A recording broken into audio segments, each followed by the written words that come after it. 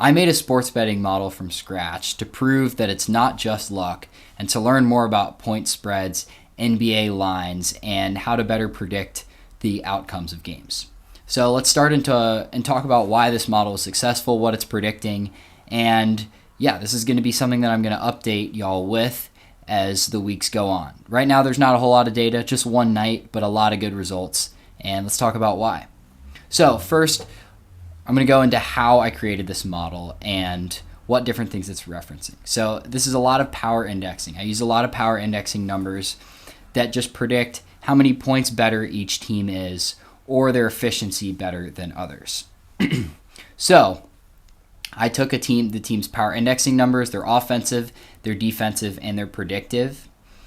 So I took all these results into account, and for this first game, we'll just run through how I did one game, for example, to show. So Miami, I took their numbers, they're in red here, and I took the difference between their ratings and the Hornets' ratings for all these stats.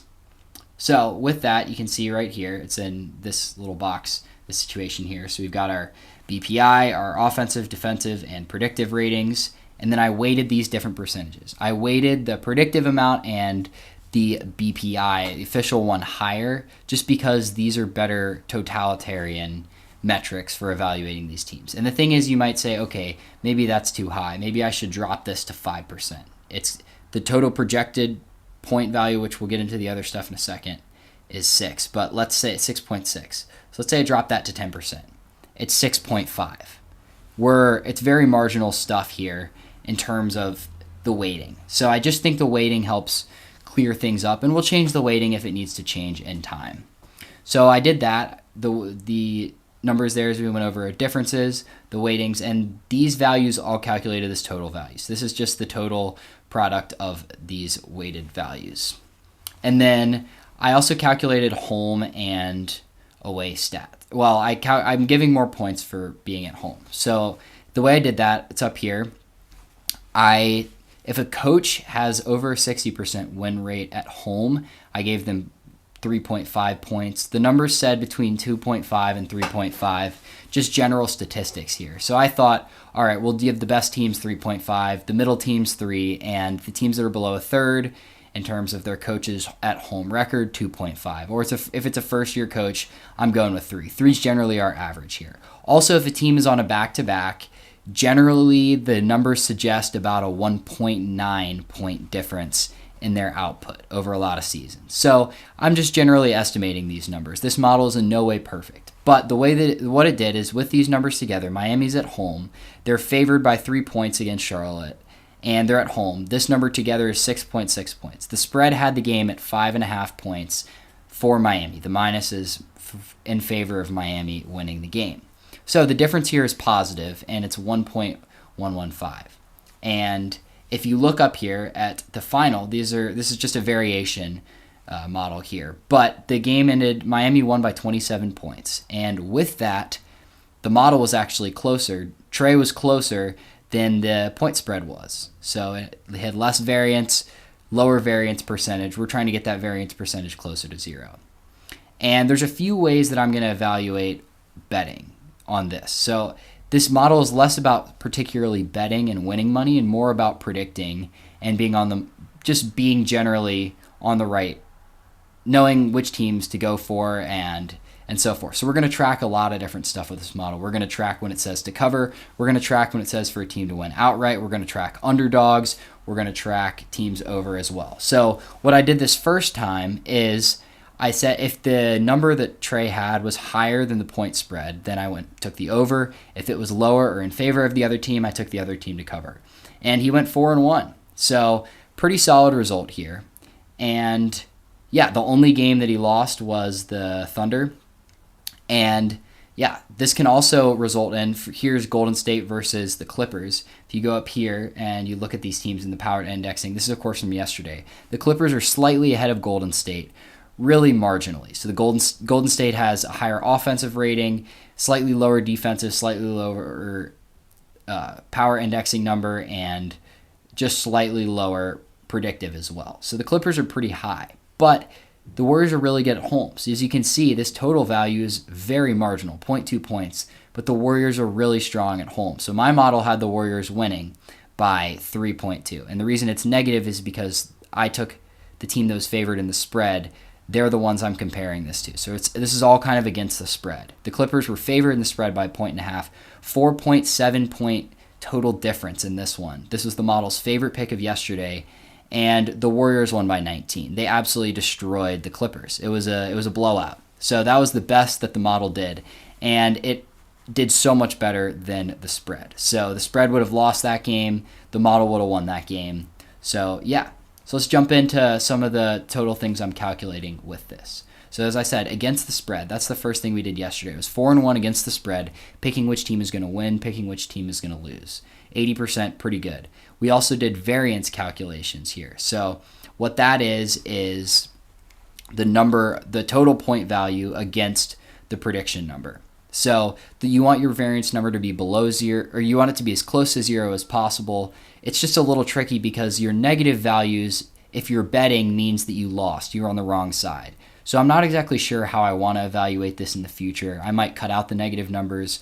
We'll see if this number is really a useful thing for the future. But for now, I'm just going to leave it in there. I think it's interesting to look at.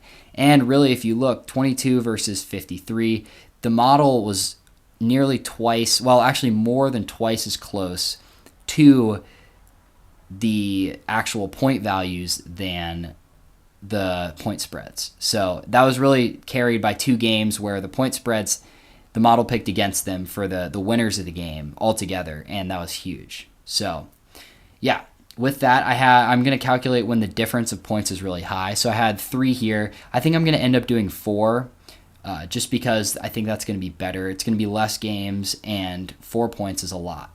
So I'm going to calculate when the favorite covers the point spread, when the underdog covers the point spread. So if the team is favored by 7, the model says it should be 3, and the underdog covers. They lose by less than 7, or they win outright.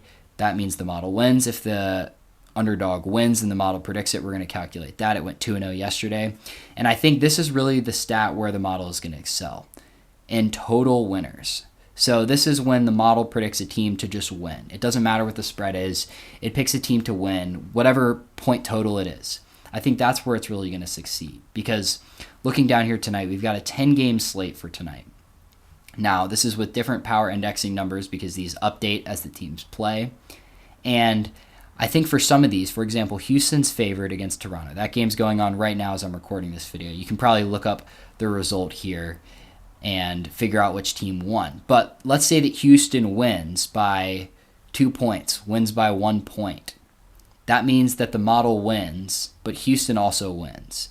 And let's say that Houston wins by 10 points, the model is still predicting them to win, and they win. Now, if you take it just as covering, you've only got 3 points of buffer here. So I think you've got 3 points of buffer until 5.5 points for the model to predict, that it's predicting at least. It's a little bit, I think it's going to be shaky, especially evaluating injuries as well.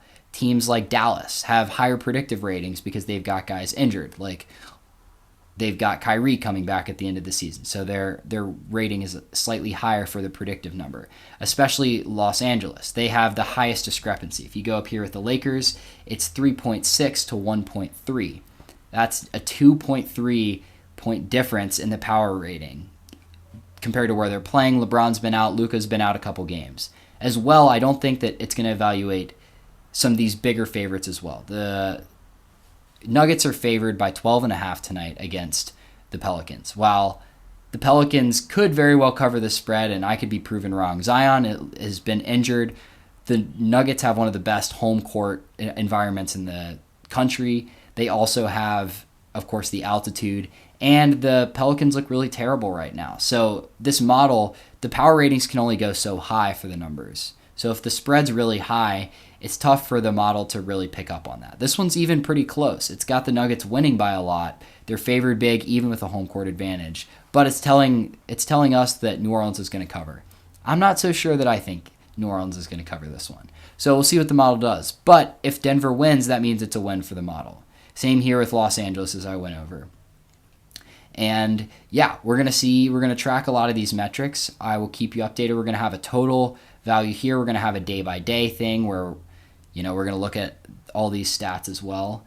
And I'm excited. So far, the Trey model here is 5 for 5 in winners. Picking against the spread, it's 4 and 1. So picking, over under based on its own projections. We'll calculate all that. And I'm excited. I'm in no way saying that with this small sample size, this model's perfect.